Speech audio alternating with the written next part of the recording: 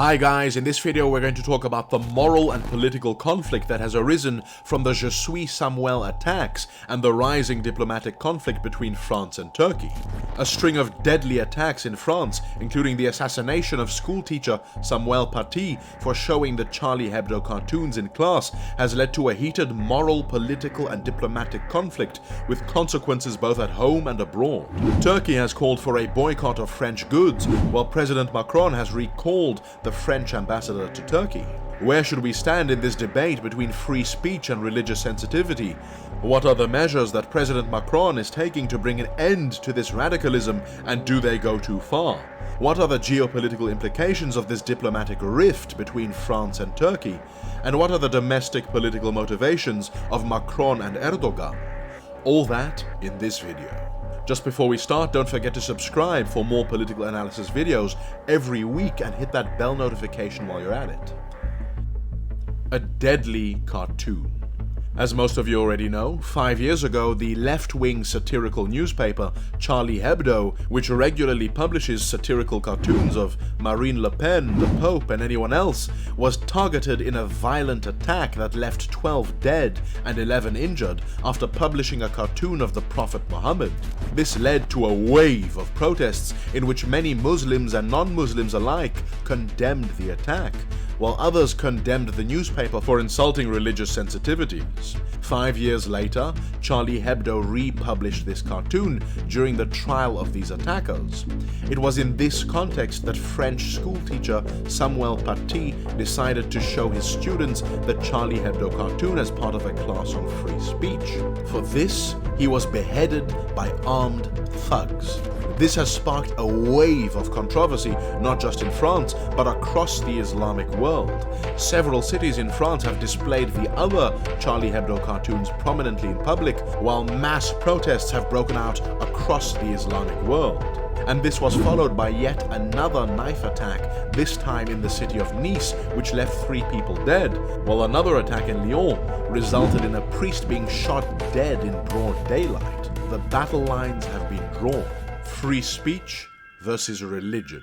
This issue can be divided into a moral conflict and a political one, and we'll deal with them in that order. My position on the moral conflict is clear. No one has the right not to be offended. In a free society, you have to accept that your ideas, no matter how sacred, can and will be criticized, ridiculed, and challenged. Even if you are offended by these cartoons, it is not your job to stop the criticism from happening, but to defend your ideas with equal passion. If we take being offended as the standard by which we limit freedom of speech, then no speech is protected because everybody is offended by something.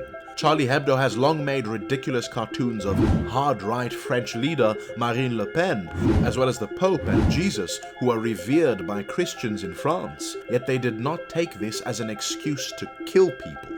Criticism of an idea is not the same as degrading of a people, and particularly if you are progressively minded, we cannot allow the sensitivities of religious fundamentalists to determine what we can and cannot say.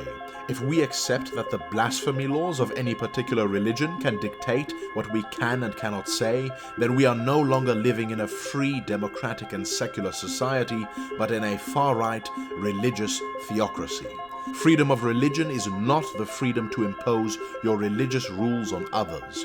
So we must not only oppose those who commit acts of terror, but also those who try to restrict our freedom of speech and violate secularism through peaceful means, such as through blasphemy laws.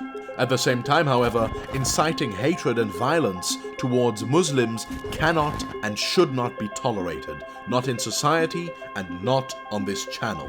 Essentially, my take on this issue can be summarized by Maajid Nawaz, a British Muslim reformer and former Islamic extremist, who said that no idea is above scrutiny, no idea whatsoever, not even religion.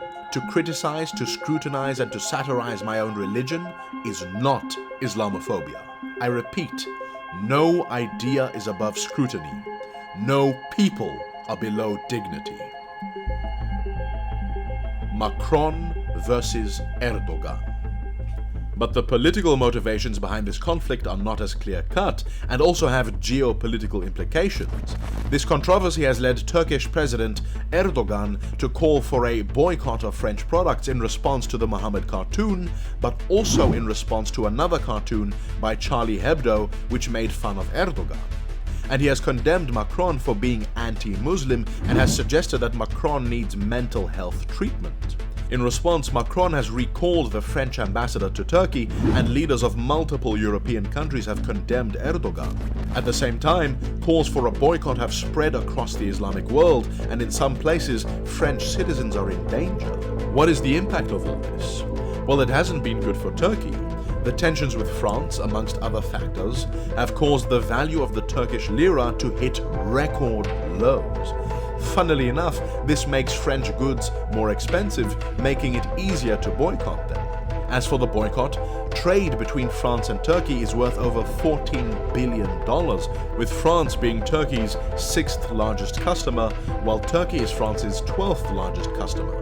At the same time, many of the French companies that Erdogan wants to boycott manufacture their products in Turkey, so a full-scale escalation of a boycott can only have negative economic consequences. All this moral outrage and name-calling masks the fact that this is part of a wider geopolitical conflict between France and Turkey.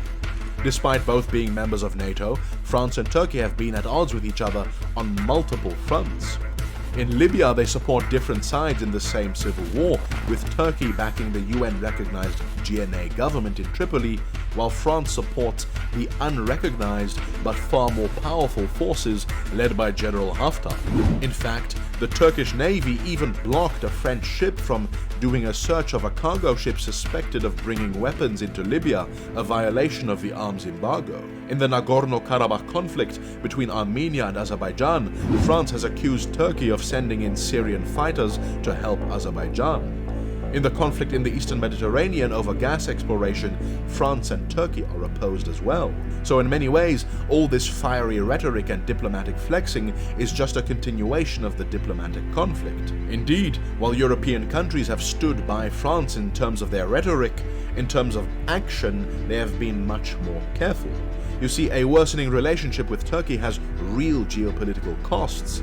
Turkey still has leverage over Europe. You see, after the migrant crisis in 2015, the EU made a deal with Turkey to host 4 million Syrian refugees in exchange for payment. Since then, Turkey has continuously threatened to unleash millions of migrants onto Europe if it doesn't get its way. This would of course lead to a surge in right-wing populism, destabilizing the European Union. So EU nations have been careful to take any hard action against Turkey. As for Erdogan, he is positioning himself as leader of the Islamic world and a voice for Muslims. You see, for 80 years since the fall of the Ottoman Empire, Turkey was not involved in foreign escapades with the exception of the war in Cyprus. But under Erdogan, that has changed. Turkey is trying to reassert itself and reclaim the powerful role it once had, and it's doing this in Syria, in Libya, and in Nagorno-Karabakh. Similarly, Macron is setting himself up as the defender of Western values in Europe, now that the United States is retreating from the region. What this conflict is largely blowing hot air, which masks the real geopolitical motives. The geopolitical conflict is less about free speech and religion, and more about rallying the public behind each of their respective leaders. Ulterior motives. For both leaders, there are clear domestic political motivations. Even before the pandemic, the economy in Turkey was in a recession. While Erdogan's approval rating remains high at 50%, in the long term, a bad economy will hurt him, so he needs an external enemy to distract people from the poor economy at home. There is no better way to do this than to present himself as the defender of Islam. Meanwhile, Macron also needs to shore up his support. While his approval rating went up during the pandemic, it still remains low at just 41%, even lower than Trump. At the same time, he has lost his majority in parliament after some left-wing MPs ditched his En Marche party because they wanted a more pro-climate agenda. Macron won the election based on a big tent centrist platform, calling himself neither left nor right. Having lost support on the left and with elections coming up in just 18 months, a tough on Islam rhetoric is a strategy to win over more right-wing voters. Indeed, populist right-wing candidate Marine Le Pen is neck and neck in the polls with Macron, and so in response to these attacks, Macron has unveiled a battery of measures to fight radical Islam. Security at all costs. So as I said earlier, we must defend free speech and secularism, but at what cost?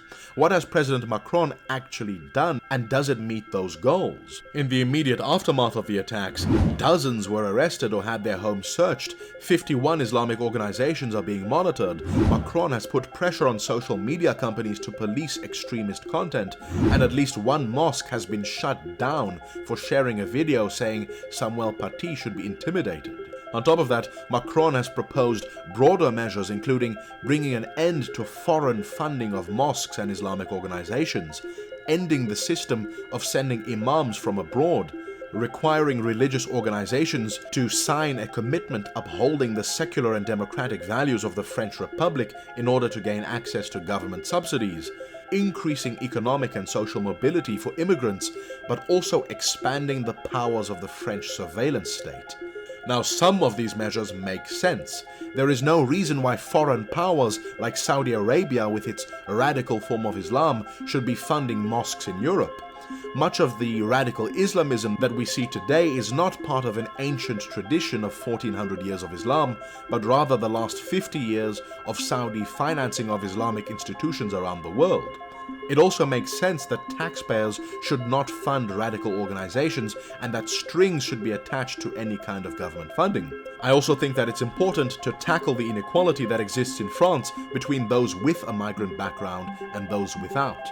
France has very real issues with racism and anti-Muslim sentiment, and these issues should be tackled. If people don't feel that French values are working for them, they may turn to other ideas. This point is important because the success of radicals depends on their ability to play into the genuine grievances that people feel. But other measures have gone too far, and this goes beyond Macron.